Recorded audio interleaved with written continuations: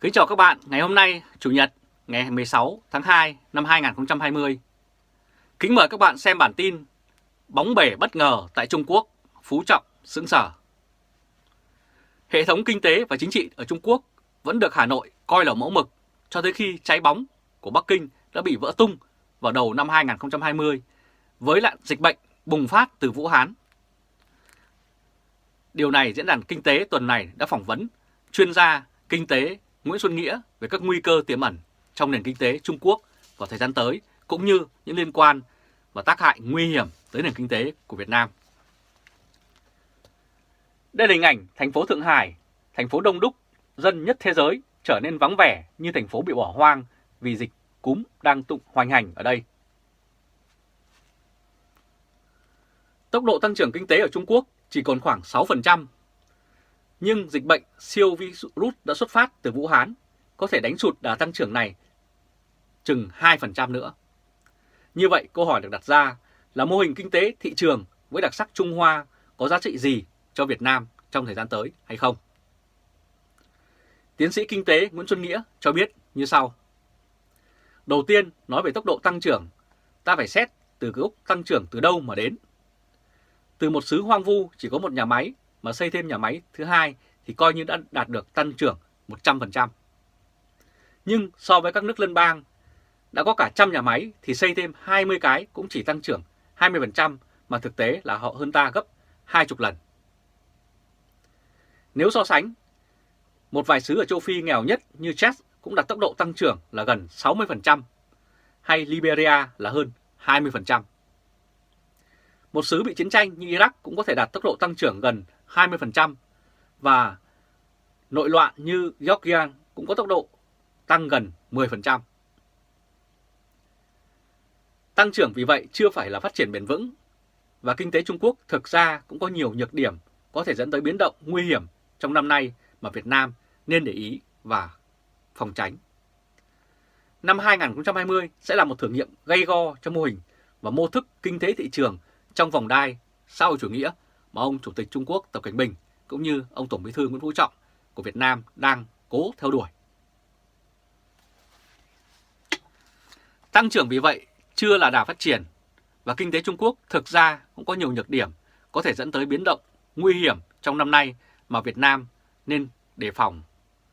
Như năm 2020 sẽ là một thử nghiệm rất gay gắt, và các lãnh đạo ở đây phải tìm mọi cách để vượt qua điều đó.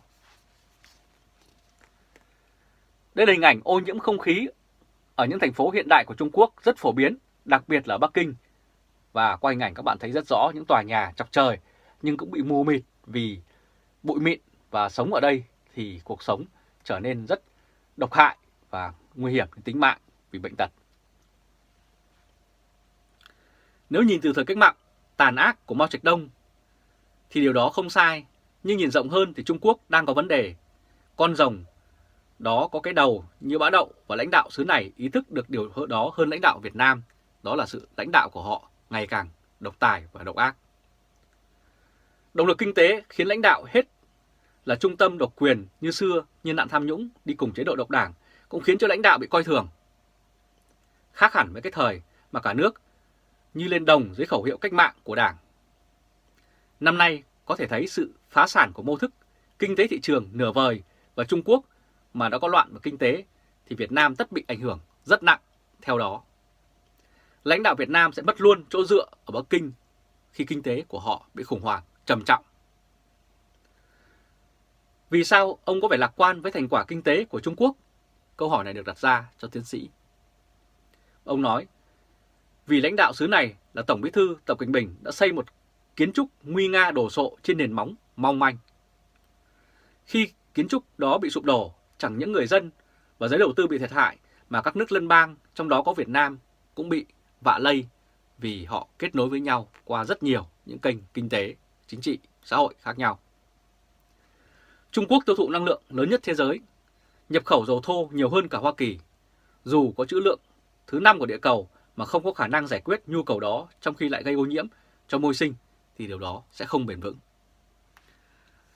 Và ngay cả thị trường tài chính của Trung Quốc cũng đang đối diện nguy cơ đổ vỡ vì hoạt động kinh tế đã bị đình trệ đột ngột trong cả nước. Đây là hình ảnh biển người Trung Quốc về quê ăn Tết mà báo chí gọi là cuộc di dân khổng lồ đều diễn ra hàng năm. Và để ý gần lại các bạn sẽ thấy cái dòng người này gần như bất tận.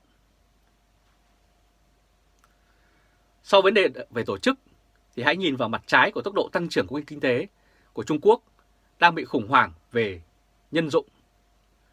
Với nạn thất nghiệp toàn thời gian và bán thời gian đã cao bằng dân số lao động của cả nước Mỹ là hơn 200 triệu người. Mỗi tháng xứ này phải tạo thêm 1 triệu việc làm mới, nếu không thì sẽ bị nổi loạn.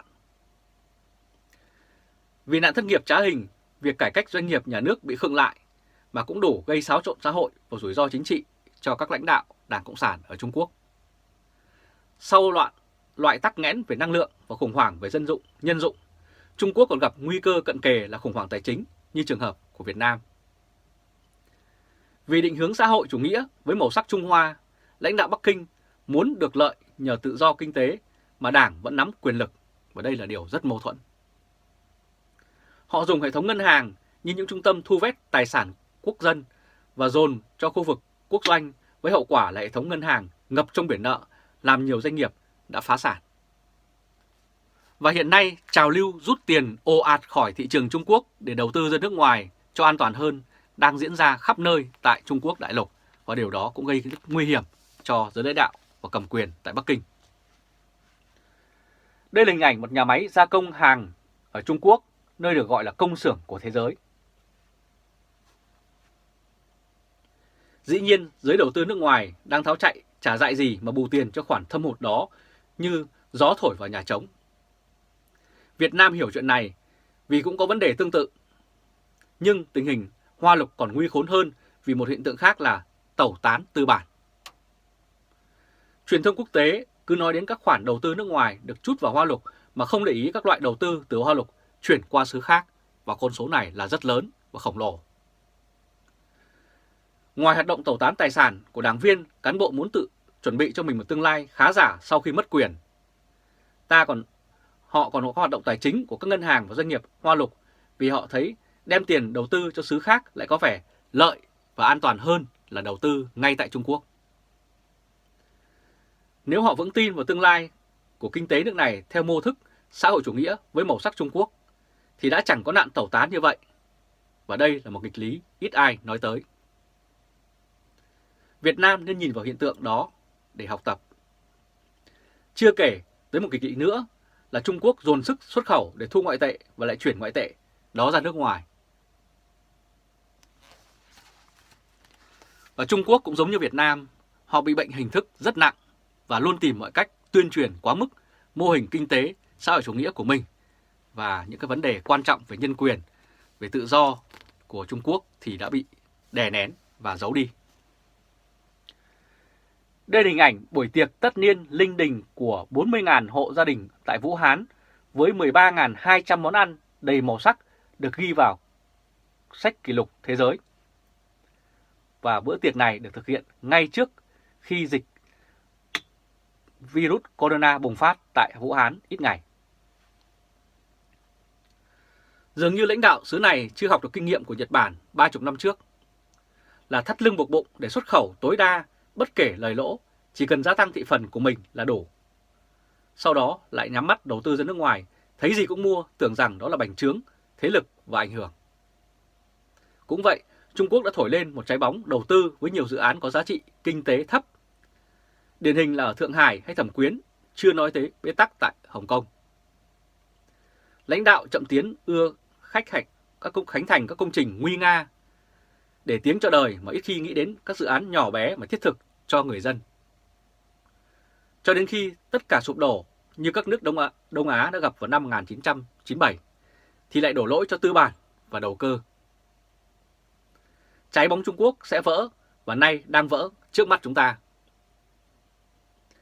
Chúng ta có một chất liệu cần thiết cho một vụ bể bong bóng đầu tư.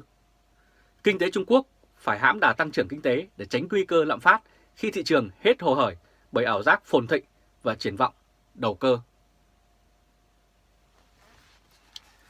Và nền kinh tế Trung Quốc đang bị tác động rất xấu khi gặp tai họa bất ngờ từ bệnh dịch không thuốc chữa, đã khiến hàng nghìn người dân bị chết trong thời gian rất ngắn. Việt Nam lại đi học tập mô hình này nên độ rủi ro đưa về đất nước cũng rất cao. Đây là hình ảnh Tổng Bí thư Chủ tịch nước Nguyễn Phú Trọng, Thủ tướng Nguyễn Xuân Phúc, Chủ tịch Quốc hội Nguyễn Thị Kim Ngân chúc Tết các lão thành cách mạng, đảng viên và nguyên lãnh đạo Đảng, Nhà nước trong thời gian vừa qua. Và phía sau họ là một lá cờ búa liềm rất lớn của Đảng Cộng sản với mô hình xã hội chủ nghĩa. Chúng ta không thể để ý đến vài thế kỷ lần đầu tiên Việt Nam mới có một hệ thống lãnh đạo tồn tại mấy chục năm để học bài học của đất nước hết chiến tranh. Suốt thời gian đó, lãnh đạo xứ này học được gì và làm được gì cho sự tiến hóa của xã hội và quốc gia? Đây là câu hỏi được đặt ra. Suốt thời gian đó, lối cải cách nửa vời chỉ cải tiến mức sống cho thiểu số đảng viên, chứ đất nước vẫn chậm tiến lạc hậu nếu so với xứ khác, và hố sâu giàu nghèo vẫn tiếp tục được đào sâu hơn nữa. Việt Nam có nhiều vấn đề tương tự như ở Trung Quốc. Với tiềm lực thấp hơn, một vụ khủng hoảng tại Trung Quốc có thể là lời cảnh báo, đôi khi quá trễ đối với Việt Nam. Việt Nam không có một chính quyền mạnh, tức là có khả năng tác động và yểm trợ cho sinh hoạt xã hội và kinh tế quốc dân như tại các nước dân chủ, mà chỉ có một chính quyền độc tài nhưng bất lực trước các vấn đề sinh tử của đất nước. Lầm lẫn ách độc tài với thực lực của nhà nước là một sự lạc hậu sau khi cầm quyền gần nửa thế kỷ. Việt Nam cần cải cách hơn nữa khi những gì bùng nổ tại Trung Quốc là một cơ hội đổi mới. Và Việt Nam và Trung Quốc đều có một thể chế theo chủ nghĩa cộng sản với mô hình kinh tế thị trường định hướng xã hội chủ nghĩa đầy mâu thuẫn và ảo tưởng. Đảng Cộng sản ở cả hai nước này cai trị người dân theo đường lối độc tài, mất dân chủ và thiếu vắng tự do. Chính điều đó đã dẫn tới tai họa ngày hôm nay cho nhân dân cả hai nước vì thiếu cơ chế kiểm tra và giám sát quyền lực bằng các lực lượng chính trị đối lập cũng như báo chí tự do. Muốn phát triển bền vững và công bằng xã hội, chỉ có con đường duy nhất là Đảng và Chính phủ của cả Trung Quốc và Việt Nam phải trả lại quyền làm chủ thực sự cho người dân hai nước. Rất cảm ơn các bạn vừa chú ý theo dõi chương trình truyền hình trực tiếp của Lê Trung Khoa Thời báo.de ngày hôm nay Chủ nhật ngày 16 tháng 2 năm 2020. Các bạn hãy chia sẻ này cho video cho nhiều người biết, cũng như bấm nút theo dõi YouTube và Facebook của Thời báo.de, và chúng tôi sẽ tiếp tục cập nhật những bản tin mới nhất để phục vụ các bạn. Từ Berlin, Cộng hòa Liên bang Đức, Trung Khoa.